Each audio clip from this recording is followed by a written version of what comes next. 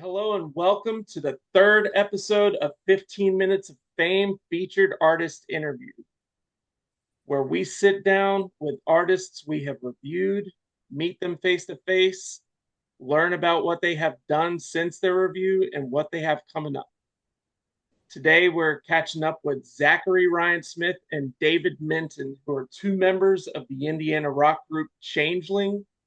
Fellas, welcome and thank you for agreeing to be here today. Hey, appreciate you having us, Jeff. Oh man, I'm so excited. I really love your song when we first met and everything. It's really great to actually have this opportunity to sit down and talk with you guys and kind of learn about that, and not only that, but everything else that you've been up to. Absolutely. So we reviewed your song back in July. Actually, incidentally, it was one of the very first reviews that we did here at 15 Minutes of Fame. I don't know if you're aware, but your review has been the most viewed of any artist to date with nearly 200 views, which I think is pretty sick. Awesome. And I did a quick little head count and determined that that far exceeds the mama grandma bell curve. So I just want to know, did you guys publicize the review at all, or what's going on there? We did, and I think also it has a lot to do because we've been releasing music, and I'll post it on Facebook. We'll do some promotion as far as like pitching it to playlisters and stuff like that. But Shades of Green really struck a chord. So in your Mhm. review, just gave people an avenue to kind of express that through reading and sharing it too. I felt like your review really gave us a lot of a boost. Kept it going for a couple more weeks. That's great. Honestly, that's one of the reasons I do it. Like I want this to be kind of a promotional avenue for independent artists such as yourself, to be able to, utilize the review and say, hey, look, this is what people are saying about this song. You should go check it out. Um, so there was definitely a lot of feedback. I noticed from the review on social media, like platforms like Facebook and everything like that. I know one guy kind of gave a shout out because, to me personally, no offense to Red Hot Chili Pepper fans out there, but I do think you've got a better voice than Kiedis, man. Like I straight up do. Like you have a better singing voice, and I somebody was like, "Whoa, what really?" And it's Yeah, not no knock. I mean, he's got a very distinct voice and he's famous, but like, I mean, I wouldn't. He's probably not a virtuoso singer or whatever. right. He's just And he's and good at what he does. I used to be a bigger Chili Peppers fan. Definitely appreciate what Kiedis does. And what's interesting is, he got to start. David told me that he got to start in music through freestyle rapping and stuff. So his Oh no way. primal influence was hip hop, and that's also how I was freestyle rapping in high school at house parties and stuff, and didn't really start. I started getting melodic when I was in college, and Hmm. started singing and trying to make rock music because I didn't think I could sing until one day I just decided to try to sing over this Try it. Yeah. beat and That's so crazy that you heard that, because I can now, playing every single Red Hot Chili Pepper song ever back in my head instantaneously. I totally hear that influence now. yeah, That's and like really cool. they're not a huge influence for me as far as like trying to emulate them or anything, but because my background was hip hop, I loved hip hop, Mhm. and I Yeah, wanted hip hop music. Because of that, you can hear a lot of that driving in the lyrics, absolutely. vocals in our songs. Yeah, that is really cool. That is really cool. So with that feedback though, on social media, and you guys, actually there were a few comments left on your on the review as well on the blog too. I did want to ask you, so I'm from Nashville, and there's obviously a very competitive market in the music scene here. Being that you guys are based in Indiana, you're just a couple states away, so you're kind of close, but you've also got a little bit of that separation there. Um, how would you describe your local music scene? Like there seems to be a pretty firm loyalty in your fan base. I'd say it's non-existent, pretty much. I mean, there's a lot of shitty punk rock bands, Hmm. and metal bands, but like as far as our music goes, I've never seen Pretty anybody. unique. Yeah, there's not really a scene, and it's kind of unfortunate because it's not really a scene for our time. I mean, maybe we just haven't tapped into the broader audience yet. But there's a great metal scene. You know, the metal bands around here are excellent. The EDM around here is the huge scene. You know, just constant. Really? Hmm. Yeah, like Yeah. easy to get people in shows for EDM and metal. And I went to a metal show that our drummer is actually is drumming in that band too, Oh, and cool. it was great. You know, the energy was unmatched. It was packed. You know, mosh pits and everything like that. But when it comes to just good old rock and roll, not a super neat genre. Like the neat genres in Indianapolis do really well. Hmm. But I think our sound might do better in a place like Nashville or Austin, Texas, or on the coast. Sure. Yeah. So, being that it is a little bit thinner in Indianapolis, then like, do you guys do like anything by ways of like booking and trying to like kind of branch out where you are and maybe kind of extend your reach a little bit, or what's the plan and thought process there? Well, we all have full-time jobs, so Mhm. we've been offered to go out of state and play, but it's kind of hard to make it work right now. You To know? coordinate. And Yeah. it's not to say that we wouldn't, because I think that what he's referring to, we had like a specific thing. I think I was out of time. I think I went to Las Vegas or something that weekend or something like Oh that. wow. So we're not really opposed. We're definitely not opposed to. Open to booking for sure. Just But need advance notice, more advanced than yeah, and four days before the show. Halfway yeah, across the yeah, country. exactly. Absolutely. I feel you there. And like Um, we're just waiting for just to get some festival bookings would be great. But I don't. oh yeah. We haven't eclipsed that point because we've only started releasing music a year and 5 months ago, and I feel like for most bands it takes 3 to 5 years of hard work and Yep, dedication the grind. to get that big chance. And we're not feeling dejected by not having it yet. We're there's beauty in the struggle, Yeah, and absolutely. we're gonna miss this once we get our music to the level we know it will get.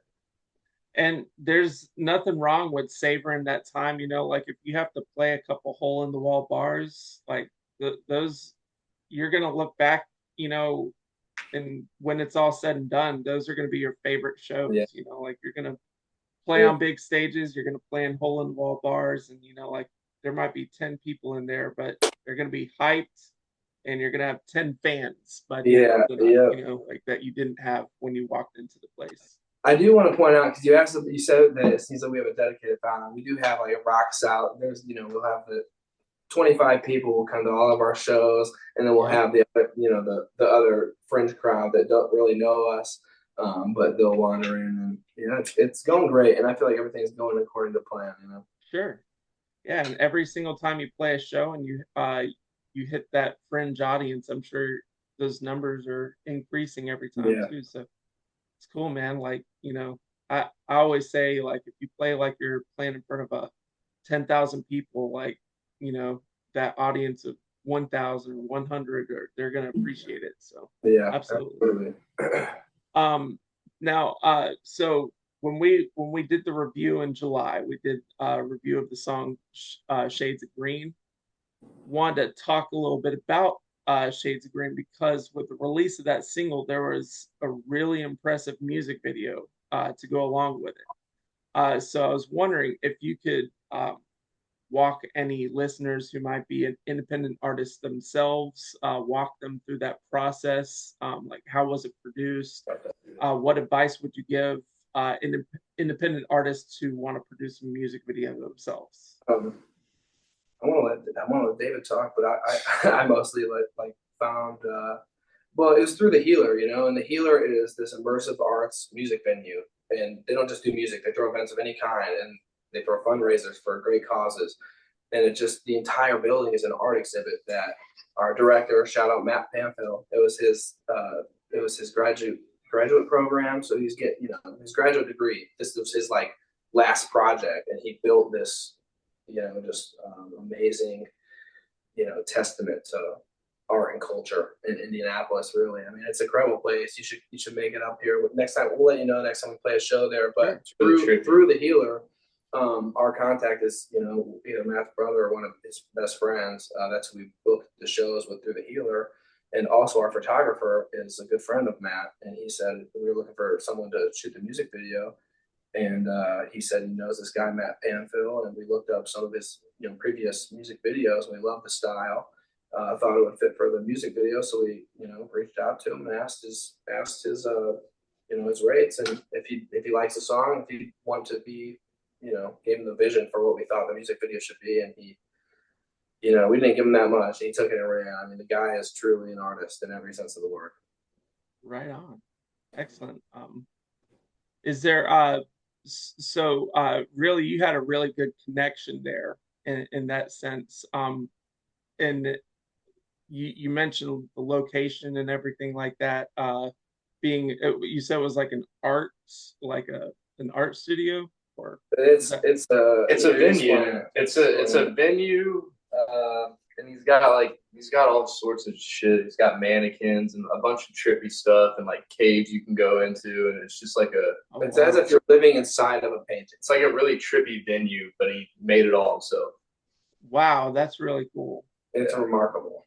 So so really like a good piece of advice there is like, try and find something that stands out as far as like location is concerned, because everybody's going to try and do this, everybody's going to try and do that, like we don't need another music video of somebody walking along the seashore, Yeah, find something that's Right. unique and eclectic. Maybe and something more to say, too, like I think a lot of people want to be complacent and conform when they're independent artists, and they think that's a good idea to like get to the next level. But when you kind of remove that authentic self, like you just become one of many. right. So maybe It's like kind of to a try mix. and find that unique thing that makes the Changeling who they are, is this venue that's within the town that you reside from. There's going to be thousands of other bands that are not going to have an opportunity to make a music video in a venue like that. So like Yeah. maybe find those unique things. That's an excellent kind of way of looking at it there. And if I had to give any advice, one thing I truly believe in is when you find people who get along with first and foremost, you gel with, and you believe in their talent and just buy into them. Because our photographer, Courtney Brooks, is an amazing photographer. So when he says his friend, and he's an amazing person, an even better person. So when he says he's Mhm. got a great friend who's an amazing videographer, I just bought in immediately and said, let's Yeah. get it done. And it's Yeah, just that's another thing, following, networking. yeah, it's following the treasure map, because all these people, they all have their own lives, and they know people too, and just Yeah, buy your people and it'll pay off. That's the way I look at I love that. Following the treasure map. Write that down. That's it. great. Yeah, so speaking of, so 2024 has been a busy year for you guys with the release of four different singles.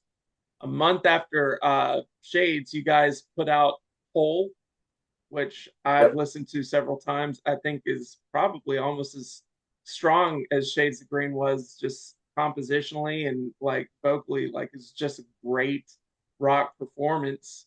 Can you guys talk about anything else that you might have coming up? So we have four new ones coming out, like we talked about earlier. But we tried a new studio and a new producer for those four, and it's taken a little bit longer than we thought. So we're kind of off schedule because we're trying to put a song out each month. Mm-hmm.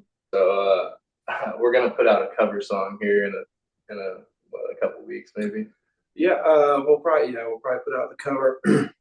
just to hold us over Yeah. until the Yeah, song. I don't know if we should name. that's Yeah, should we that's should we cool. really should we drop it? Should we tell them what it's going to be, or should we hold it close to the vest? Um, I think that's I'm not going to try and pressure you as a fan of Changeling. I kind of want to know, but Yeah. All right. I'll leave it up to you guys. So we already have a studio quality. We just need to put the finishing touches version of Changeling's version of Alice in Chains' Man in the Box. Oh, no way. Oh, I love that song too. That is going to be great. I can't wait. Do you have an idea of, or roundabouts of when you're going to be releasing it? Yeah, probably the end of this month, maybe early November, because our plan was to release a music video in a song right before the election, and just to put our middle fingers up to Yeah, there you go. all the just insanity that we see. That's awesome. And just like, with grunge music in the 90s, that was one of the things I loved about it most, like they defined anarchy, like Yeah, that was what sure. 90s grunge rock was about, especially, Alice in Chains, Pearl Jam, Nirvana, like all those guys live, they all that's what they did. So I love it. That is great. I can't wait to see that video and hear that song. That's gonna be a good one. Absolutely. Now, David, you kind of touched on, the four songs. I think we're calling this the Sweetwater sessions, if I'm not Yeah. mistaking here. So you've got four songs coming up. You're working with a new producer, you said. Can you tell us a little bit about that process, like what the songwriting process has been for these four songs? Maybe some of the rig or equipment that you guys have been using to record here, and is it going to kind of sound like kind of on the same path that you guys are doing, or are you kind of maybe trying to take a little direction with it since it's a new producer, just kind of shaking the tree a little bit? It's hard to say what direction. I mean, I guess the people would have to put the labels on it, but the way the songs were wrote, obviously, is I wrote the riff and Zach comes up with the lyrics. That's Mhm. how they were all written. Oh, Um, okay. and I think they're going to be higher quality because I don't know if you know what Sweetwater is, but it's like it's a it's a pretty big thing. Um, They've got like a week before we were there, Yingwei Malmsteen was playing guitar in like the same seat I was sitting Oh, in. wow. So there's a lot of pressure. So it's like a state of the art studio, and like just Yeah, there's they're going to be a they're working with people that are already signed and stuff. So we're yeah. kind of nobodies. and they have a Dolby Atmos room, so this product's gonna be mixed with Dolby Atmos. Yeah. Oh, wow, that's And, awesome. you know, So everything we used was the best of the best. You know, like the mhm. studio monitors. The room was designed by a studio designer. The microphones, the drums, the drum kit, everything, literally everything. And what's So it's Sean? going to be like Yeah, Sean legitimate D. Yeah, production value. Sean Dealey's Sean our Dealey was engineer this time. he was really good at helping me craft the guitar tones and everything. Just, we used I think it was a 1978 Gretsch drum set, and we had like 20 mics on it. It's a lot. Oh, wow, Yeah. that's It- awesome. and they even had mics in every corner of the room to pick up like that, just accented. You know, to make it sound like you're in a real amphitheater. Nice. Yeah, I love when I've been in a couple studios, where that element's been in there. You have the overhead mics and everything, and the room mics and stuff, and it just kind of really it does give it more of a theatrical or like a live feel when you're doing Yeah, that, and it just you know you think about it, like a lot of people will like break their brains trying to, digitally implement reverb and things like an echo and things like that, when, the proper mic placement can naturally give you those things. So right. it's really cool. It sounds like you guys are working with some really professional engineers and producers there. So I think Yeah, we're gonna be in store for something really special coming out of those sessions. I can't wait to hear that. and we hope you all like him as much as we do. Oh, We, I'm sure we will. Yeah, we haven't even heard him finished yet, so we're excited. Oh, wow, yeah.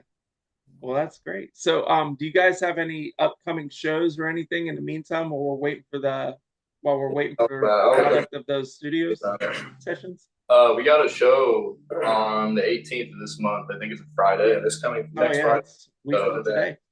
I Mhm. think it's a place called the TikTok Lounge, Yep. right? Yep. It's like just some bar. Irvington, It's Indianapolis. nothing special, but Address is 2602 East 10th Street, Indianapolis. For anyone coming to see us. All right, and I will if you wouldn't mind just sending me that email, I will post that in the link to this Yeah, interview as well too, absolutely. so we can make sure as many people can be informed, and hopefully we'll put some butts in seats for you.